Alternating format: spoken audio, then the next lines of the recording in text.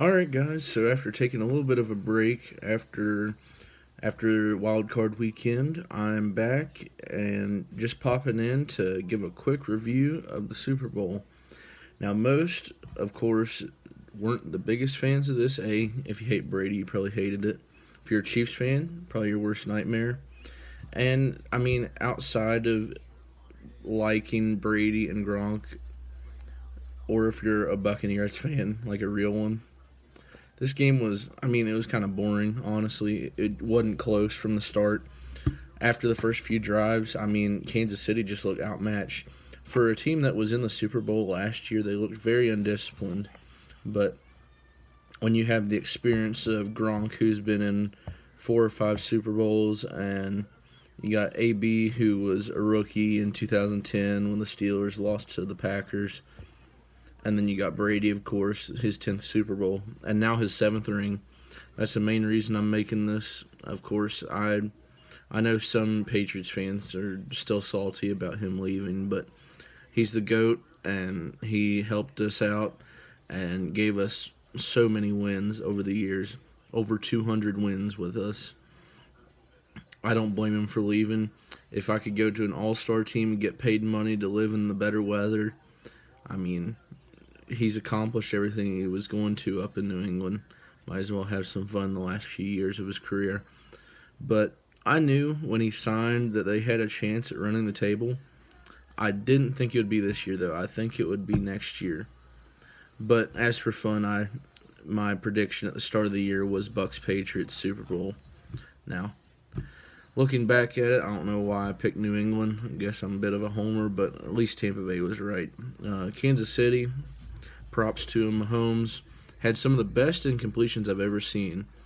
But for the people that were complaining about the refs being the reason that they lost by 22, I mean, it's just ridiculous. There were 2 bad calls in that game that went against Kansas City, and that was one of the pass interferences in the end zone, and the other was a holding call. The rest were completely warranted.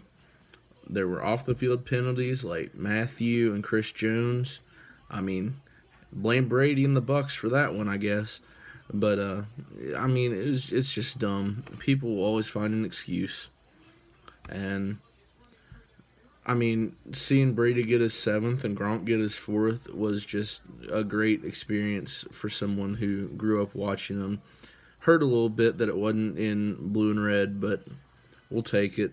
I'm definitely rooting for them as players, not as a team. I didn't jump the Bucks bandwagon quite yet because they're probably gonna suck again after Brady and them leave.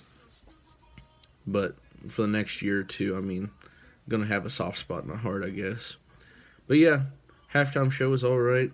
The pregame stuff was cool, I guess. And yeah, I mean, Gronk had 2 touchdowns. AB had a touchdown. I mean, I have mixed feelings on the man, but it was nice to see him finally get a ring. Leonard Fournette is a beast. Ronald Jones is a beast. And that defense between White and Winfield Jr., I mean, those guys were absolutely crazy. And JPP still balling out again. So overall, I thought it was a good game, but of course I'm biased. But, I mean, after the crazy year we've had, Brady and Mahomes, Super Bowl, what more can you ask for, really? It just seems like it was meant to be. Especially in a crazy year like this, got to have one constant, and that is Tom Brady raising a Lombardi in a Sunday night in February. Until then, I guess I'll see you guys whenever Fantasy 30 for 30 comes out, or if I decide to make some more content by then. So catch me around the draft or until then. So go Pats, and congrats, Brady.